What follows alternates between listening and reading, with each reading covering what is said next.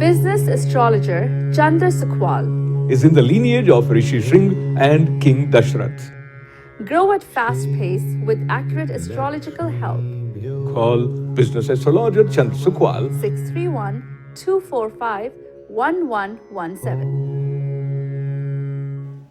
नमस्कार, मैं अशोक व्यास और आज हमारे साथ बात करने के लिए एक ऐसे ज्योतिष हैं जो अपने आप को बिजनेस एस्ट्रोलॉजर के रूप में परिचित करवा रहे हैं और उनका ये कहना है कि वो उस वंश परंपरा से हैं जिसमें ऋषि शृंग थे, राजा दशरथ थे।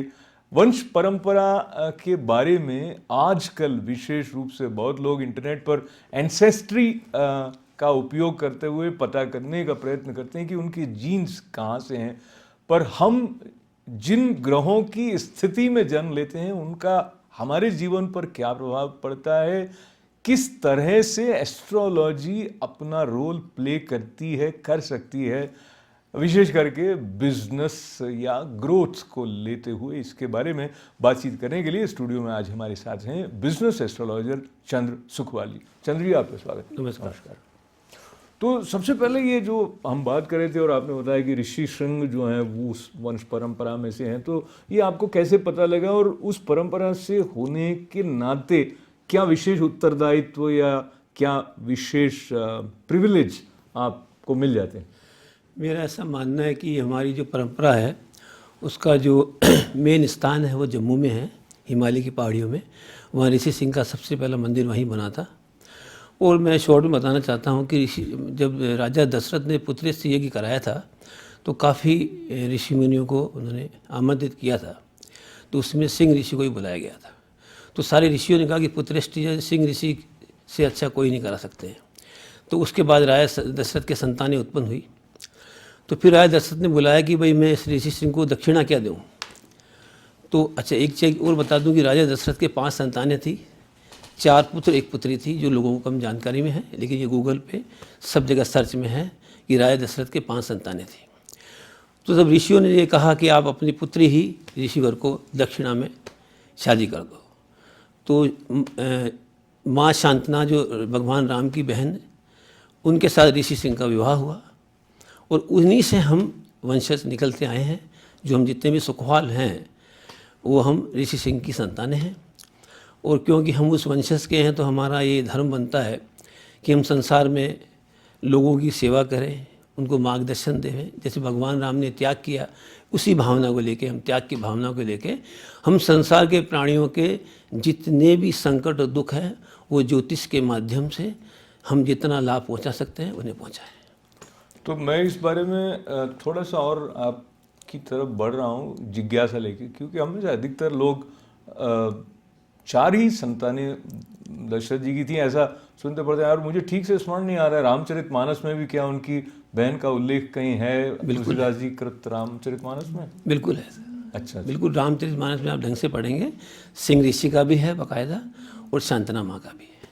तो अब जो बात आपने कही त्याग के साथ सेवा करने की, वो आज के युग में हमें लगता है कोई भी कहता है तो सहज उस पर विश्वास होता नहीं, क्योंकि सभी कहते हैं what is there in it for me वाली भावना से कार्य करते हुए दिखाई देते हैं। तो ये पहले आप बताएं कि ज्योतिष जो है वो आपकी परंपरा में इसका ज्ञान चलता रहा है, आपने ये शिक्षा कहाँ प्राप्त की? ये ज्योतिष मेरे गुरुओं की देन है। मेरे गुरु, मैं बचपन से ही ऋषि मुनियों के साथ रहा हूँ। मेरे गुरु हिमालय में रहते थे और उनसे मैंने शिक्षा ली है और 30 साल का मेरा अनुभव है। बहुत छोटी सी उम्र में मैंने शिक्षा ले ली थी। तो ये जो ज्योतिष है, ऐसा कोई जादुई ढंग से किसी का जीवन बदल दे ऐसी विद्या तो नहीं है, पर ज्योतिष एक्चुअली है क्या, इसके बारे में भी हमें से कई लोगों को भ्रांति रहती है और लोग ये समझते हैं ज्योतिष के पास जाएंगे और ये जो सारी समस्याएं ये दूर हो जाएंगी, जो ऐसा व्यावहारिक रूप से लगता है कि संभव है नहीं। तो आप बताएं कि ज्योतिष का महत्व मनुष्य के लिए क्या है? तो सबसे पहले मैं ये कहना चाहूँगा कि ज्योतिष कोई जादू नहीं है। ज्योतिष भी एक साइंस है। जैसे विज्ञान ने प्लेन का आविष्कार किया, हम यहाँ से फ्लाई करके 2 घंटे में पहुँच जाते हैं, वैसे हम 20 घंटे में पहुँचते थे। विज्ञान ने आविष्कार किया नेविगेशन का, हमने एड्रेस डाला, हम सही जगह पहुँच गए, हमें कोई परेशानी नहीं हुई, है ना। हम पहले भी जाते थे लेकिन समय लगता था।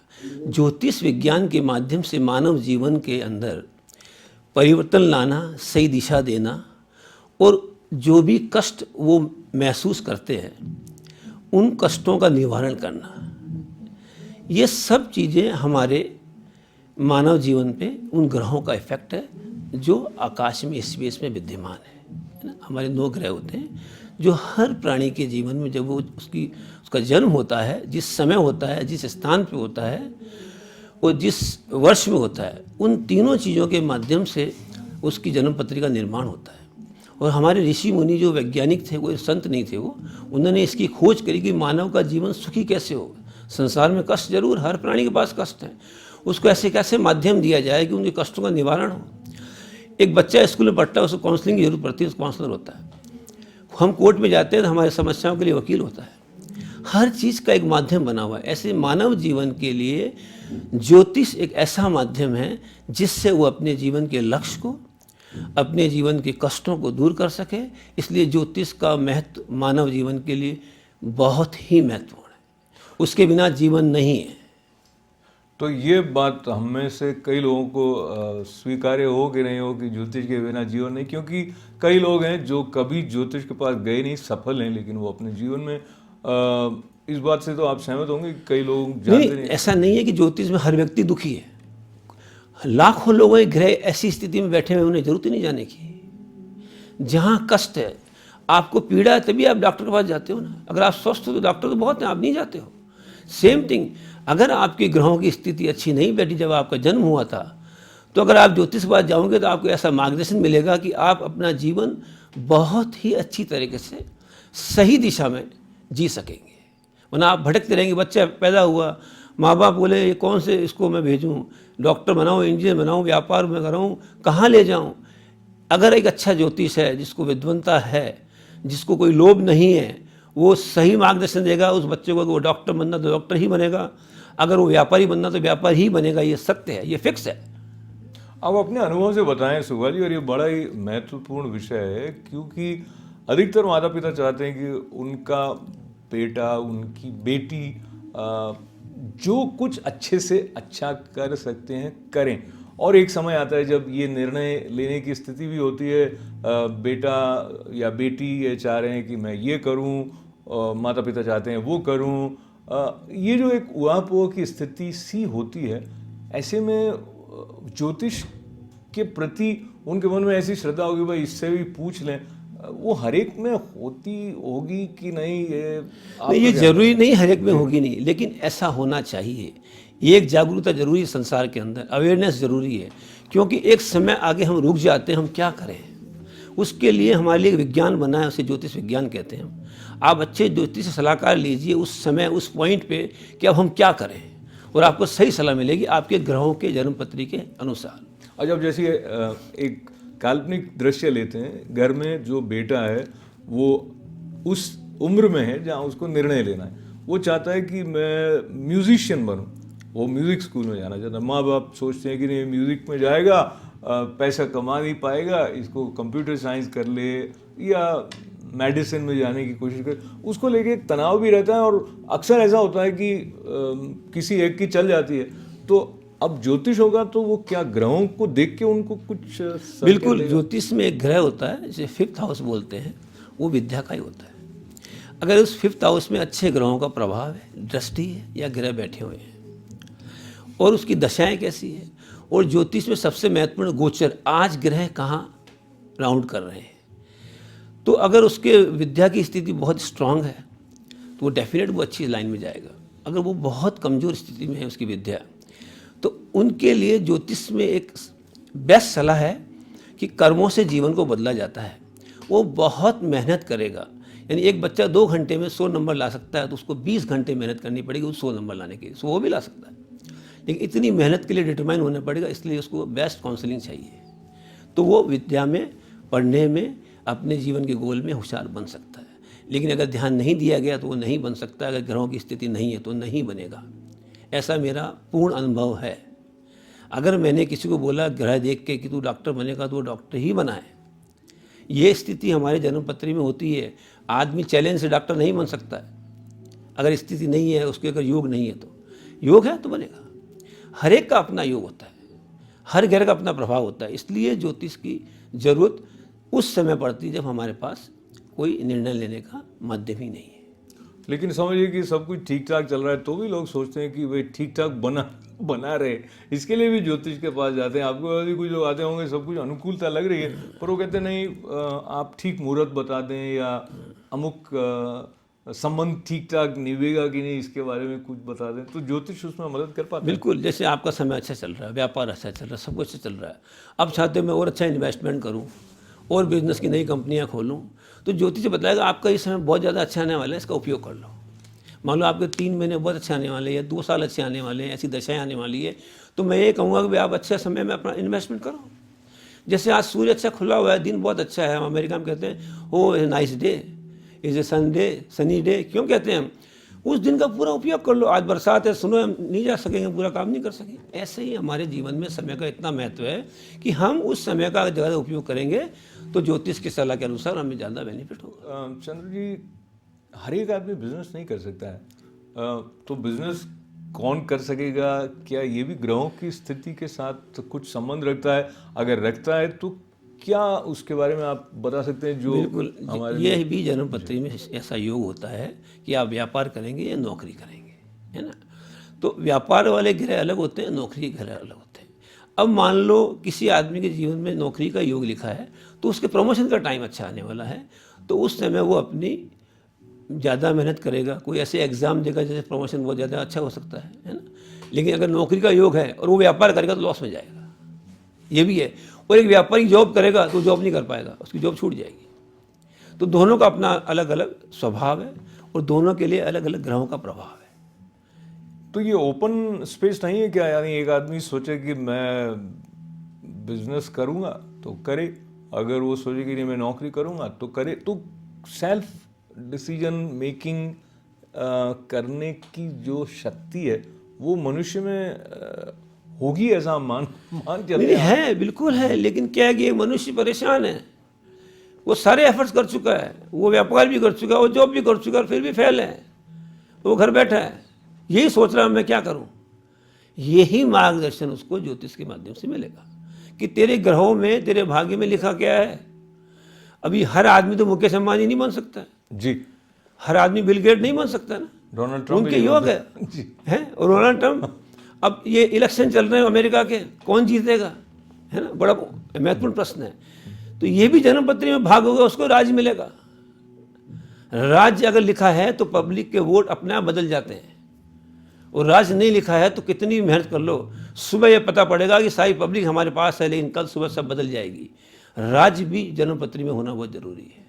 तो सुखपाल जी, जो बात आप कह रहे हैं उसको सुनते हुए कई लोगों के मन में आता है फिर हमारे करने का क्या असर ही नहीं हो रहा है तो हम करें ही क्यों, जैसा समय आएगा वैसा हो जाएगा। तो कहीं ना कहीं ये हमें निष्क्रिय तो नहीं बना देता, यानी जो एक डायनेमिज्म जिससे कि जैसे हम अमेरिका में कहते हुए एंटरप्रेन्योरशिप की जो स्पिरिट है, उसमें जो ज्योतिष जिस तरह से आप बता रहे हैं ये उसको बढ़ावा देता है या उसको कम कर देता है? बढ़ावा देगा, निष्क्रियता कभी नहीं करेगा। आप नेविगेशन में एड्रेस डाल के जाते हैं कि आप निष्क्रिय हो गए, आज तक हुए कभी नहीं।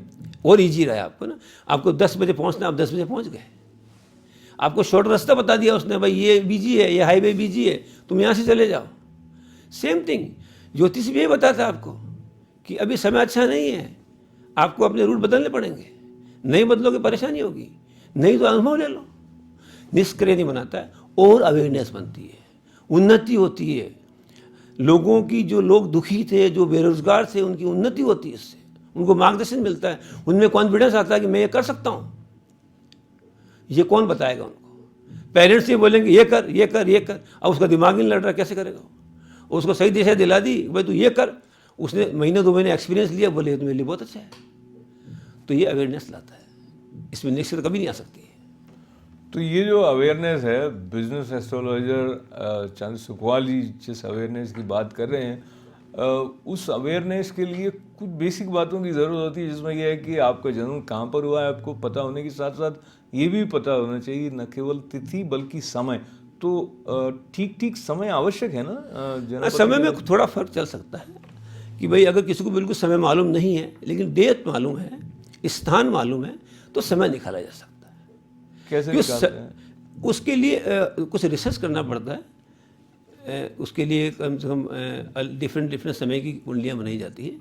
फिर हम उससे टेस्ट करते हैं कि भाई हम उनको प्रोडक्शन दे रहे हैं, क्या वो उसमें हाँ भरते हैं या ना करते हैं। यदि वो हाँ भरते हैं तो मतलब समय मिल रहा है।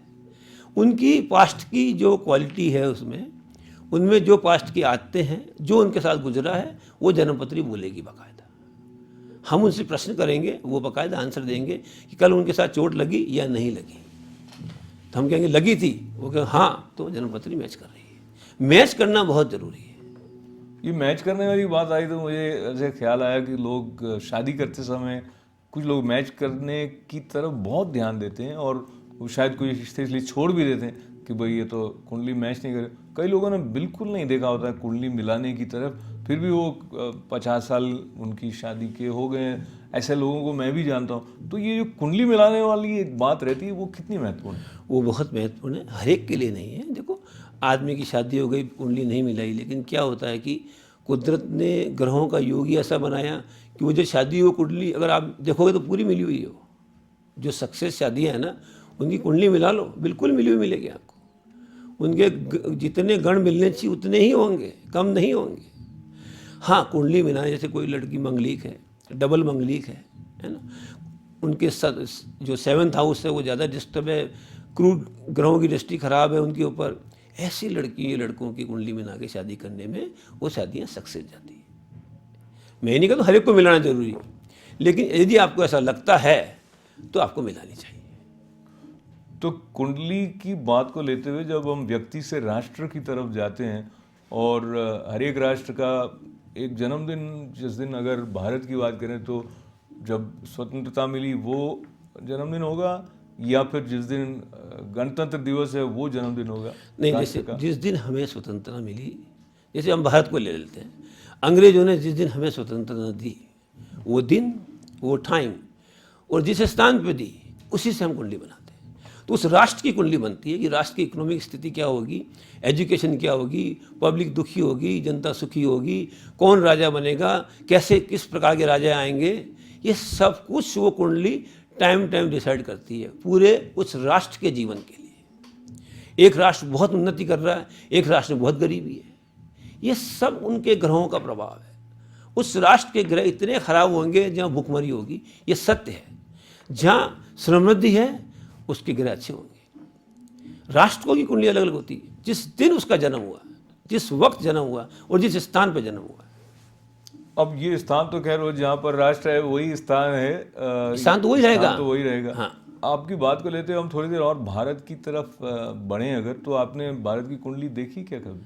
मैंने देखी थी कुंडली, काफ़ी समय हो गया मेरे को उस बात को लेके, लेकिन मैं यही कहूँगा कि भारत की कुंडली में धर्म का तो महत्व है ही वहाँ पे, कि आध्यात्मिक भूमि है वो, लेकिन फिर भी कुछ ग्रहों का ऐसा समावेश, कॉम्बिनेशन जो सही तरीके से नहीं बैठता है, उसका उनको इलाज करना चाहिए। तो क्या इलाज हो सकता है? वो काफ़ी एक लंबी चर्चा है, जो हमारे पास अभी समय नहीं है, तो उसका बाकायदा इलाज हो सकता है और भारत वापस समृद्धि की तरफ जा सकता है। तो भारत समृद्धि की तरफ जा रहा है ऐसा कुछ लोग कह रहे हैं, और कुछ लोगों को दिखता नहीं। और डिपेंड करता है, आप सरकार में तो आप कहते हैं कि हम ठीक चल रहा है, आप अपोजिशन में तो आप कहते हैं कि ठीक नहीं चल रहा है। पर अब ये जो बात आपने कही, इसको लेके कई लोगों के मन में सीरिया की तरफ अगर ध्यान जाता है, तो जिस तरह आतंकवादी गतिविधियां होती हैं और एक मनुष्य जिसकी कोई गलती नहीं है, वो कहीं रेस्टोरेंट में बैठा है, वो कोई आके गोलियां चला देते हैं, ये जिस तरह की घटनाएं विस्फोट की बढ़ रही हैं, ब्रसेल्स में आतंकवादी घटना होगी, इन सब के बारे में ज्योतिष क्या कहता है? बिल्कुल, यही तो हमारे नेगेटिव स्टार्स हैं। अगर हम राष्ट्र की कुंडली बनती है, ऐसी राष्ट्र के अलावा एक विश्व की कुंडली बनती है ना, उस विश्व कुंडली में 12 हाउस के अंदर उन ग्रहों की ऐसी स्थिति होती है, जैसे हम विश्व नक्शा बनाते हैं ना, तो वो 12 हाउस उस पूरे विश्व नक्शे को कवर करते हैं ना। जहाँ जहाँ वो राष्ट्र के आते हैं ना, जो नेगेटिव राष्ट्र आज चल रहे हैं, आतंकवाद चल रहा है, जहाँ अफगानिस्तान भी है, सीरिया भी है, इराक भी है ना, तो वहाँ बिल्कुल नेगेटिविटी है टोटल। जैसे एक बच्चा पैदा हुआ और 20 साल बाद उसकी मृत्यु हो गई, बाकी 3 बच्चे जिंदा हैं, अकाल मृत्यु हो गई, तो उससे क्यों हुई? तीनों बच्चे क्यों नहीं हुई? 4 बच्चे थे ना। उसके ऐसा योग था। ऐसे उस भूमि का ऐसा योग है तबाही का, लोग दुखी होंगे, अकाल पड़ेंगे, तो ये सब समय का खेल है, तो उन ग्रहों का खेल है। ये बहुत कॉम्प्लिकेटेड विषय है, ये आम आदमी की समझ के बाहर है, लेकिन हम राष्ट्रों की उन्नति कर सकते हैं, भारत की उन्नति हो सकती है। और भारत की उन्नति को मैं इतना कह सकता हूँ अभी, क्योंकि करीबन भारत की उन्नति में मेरा ऐसा मानना है, अभी 2.5 साल का जो एक पीरियड और है, 2.5 साल बाद भारत में थोड़ा सा एक जैसे कहते हैं हम सुख और शांति की लहर महसूस होगी, इकोनॉमिक ग्रोथ अच्छी होगी। अभी 2.5 साल का पीरियड अच्छा नहीं है। ये जो चंद्र सिकवाल जी कह रहे हैं, उस बात को लेते हुए मैं आपके साथ ये याद करूं कि वो बिजनेस एस्ट्रोलॉजर हैं, और उनसे अगर आप संपर्क करना चाहें किसी बारे में तो बात करने के लिए आप उनका नंबर हम डिस्प्ले करेंगे। His number is 631-245-1117 and that number would be shown again where you can reach out to him for any kind of questions. But right now the question that I have for you again, going back to India, और जो अच्छे दिन की बातें होती रही थी और लोग कह रहे हैं अच्छे दिन है, तो आपके हिसाब से अच्छे दिन अभी नहीं है और 2.5 साल तक आने वाले नहीं? नहीं, अभी 2.5 साल नहीं आ सकते। अच्छे दिन आएंगे 2.5 साल के बाद, वो भी इतने नहीं, लेकिन अच्छी शुरुआत होगी। अभी अच्छे दिन नहीं है। तो ये तो कांग्रेस के लिए ये बात अच्छी है या आम आदमी पार्टी के लिए अच्छी है, लेकिन भारतीय जनता पार्टी के लिए शायद उतनी अच्छी नहीं है। बहरहाल हम अच्छे दिनों की बात आपके लिए अगर करते हैं तो कभी कभी एक सवाल आता है जिसमें द रेफरेंस ऑफ साढ़े सती और शनि महाराज के बारे में तो अक्सर बातें होती ही रहती हैं। और अभी एक विवाद शिंगणापुर में जो शनि मंदिर है वहाँ पर महिलाओं के प्रवेश को लेकर हुआ और फिर उनको अनुमति मिल गई है। तो इस जो विवाद के बारे में आपने भी सुना होगा, और आप एक ज्योतिष के रूप में क्या सोचते हैं, क्या शनि महाराज का जो मंदिर है वहाँ के भी कुछ ग्रहों की स्थितियाँ होती होगी कि ये अब ऐसा होगा, या ये बात करना? ऐसा है, शनि की 7.5 होती है, और शनि की 7.5 का अर्थ है शनि दंड के देवता है। भगवान ने ये जिम्मेदारी शनि को दी है। ग्रहों में 9 ग्रह हैं, तो हम अच्छा करते हैं बुरा करते हैं, सबका निर्णय हमारे 7.5 साल के अंदर हो जाता है। अगर हमने बहुत बुरा किया है पिछले, तो जब हमारी शनि की 7.5 आती है तो हमें कष्टों के लिए तैयार रहना चाहिए कि अब कष्ट इतने आएंगे कि सब कुछ छीन लिया जाएगा, काम धंधे रोजी रोजगार, हम सड़क पे भी आ सकते हैं। और बड़े बड़े राजा हमारे पास ऐसी स्टोरियाँ हैं जो सड़कों पर आ गए थे। तो शनि की 7.5 का मतलब है वो शनि दंड का देवता है। तुमने जो गुनाह किया है उसके लिए तैयार हो जाओ, जो तुम्हें एहसास नहीं होता था, महसूस नहीं होता था। लेकिन अगर तुमने गुनाह नहीं किए हैं तो तुम 7.5 में इतने अच्छे इंसान बन जाओ, यही शनि चाहता है। शनि चाहता है तुम धार्मिक बन जाओ, तुम कर्तव्यों को पूरा करो, तुम लोगों की सेवा करो। जो लोग अपने जीवन को नहीं चला सकते हैं या चल नहीं सकते हैं, जिनके पास साधन नहीं है, उनको मैंने दंड दिया है, तुमने नहीं दिया, तुम उनकी सेवा करो। ऐसी भावनाएं अगर 7.5 साल में रहती है तो शनि आपका कुछ नहीं बिगाड़ सकता है। शनि कब बिगाड़ता है 7.5 साल में? जब आपकी भावनाएं अच्छी नहीं होती है, आपके कर्म अच्छे नहीं होते, पहले भी अच्छे नहीं थे और अब और ख़राब हो रहे हैं, तो वो शनि 7.5 का इफेक्ट पड़ेगा। जहाँ महिलाओं की बात कर रहे हैं आप कि महिलाएं शनि के मंदिर में गई, तो ऐसा तो कोई भी दुनिया में किसी भी शास्त्र में नहीं लिखा है कि महिलाओं का मंदिर में जाना मना है। महिलाओं को पूर्ण अधिकार है शनि मंदिर जाने का। महिलाओं से संसार की उत्पत्ति हुई है। अगर आज मंदिर में संसार की उत्पत्ति नहीं होगी तो कौन जाएगा? तो महिलाओं का जाना बहुत अच्छा है, और ये जो भी हुआ है अच्छा हुआ है। शंकराचार्य ने स्टेटमेंट दिए थे कि महिलाओं के जाने से अनर्थ हो गया, मैं इससे सहमत नहीं हूँ। ये शंकराचार्य शब्द के साथ में जिस तरह का बोध होता है, तो आचार्य शंकर द्वारा ये परंपरा शुरू हुई और अलग अलग पीठ पर हैं, तो उस विस्तार में न जाते हुए आपकी दृष्टि में महिलाओं का शनि मंदिर में प्रवेश अच्छी बात है? बिल्कुल अच्छी बात है। तो अच्छी बातें आपके जीवन में बढ़े इस दृष्टि से, जैसे अगर मुश्किलें ज़्यादा आ रही हैं तो खुद को तो पता नहीं लगेगा कि ये 7.5 लगी हुई है, तो कोई ज्योतिष बता देगा। पर फिर ज्योतिष के पास जाने से कई लोगों के मन में ये डर लगता है, अब मुझे ये वो उपाय बता देंगे और मेरे काफ़ी पैसे खर्च हो जाएंगे, और ऐसे कई केसेस सुनने में आते हैं। तो इसके बारे में आपकी क्या राय है? एक तो आप एक तटस्थ समाज के सदस्य होने के नाते, और दूसरा एक ज्योतिष होने के नाते। देखो, मेरा ऐसा कहना है कि ये जितनी भी भ्रांतियाँ लोगों में आई है इस ज्योतिष साइंस को लेके, ज्योतिष विज्ञान को लेके, कि पैसे से ज्योतिष का कोई संबंध है ही नहीं। ये ज्ञान है, एक साइंस है ना, इसका किसी चीज़ से कोई संबंध नहीं है। अगर एक विद्वान ज्योतिष के पास आप जाएंगे जिसकी भावना विद्वता से पूर्ण है और जो वाकई सेवा करना चाहता है, हर सेवा का एक फल है, एक परिश्रम है जो देना पड़ता है ना। एक टीचर पढ़ाता है तो स्टूडेंट उसको फीस के रूप में पैसा देते हैं, है ना, वहाँ तक कोई दिक्कत नहीं है। लेकिन एक अच्छा ज्योतिष कभी भी उसको ये नहीं बोलेगा कि तेरा इतना खर्चा लगेगा या तू इतने पैसे दे दे, या तेरे इतने पैसे देने से मैं ग्रह बदल सकते हैं। ग्रह पैसे से बदलते ही नहीं है ना। खाली एक अच्छा विद्वान ज्योतिष उसे सलाह देगा कि 7.5 के अंदर तू ऐसे ऐसे धर्म के कर्म कर, लोगों की सेवा कर, जीव जंतुओं की सेवा कर, उसमें तेरा खर्चा लगेगा। या तो तू खुद अफोर्ड कर ले, अगर तेरे पास साधन नहीं है हम तुझे साधन देंगे। इसलिए ऐसा पैसे का कोई इसमें नहीं है।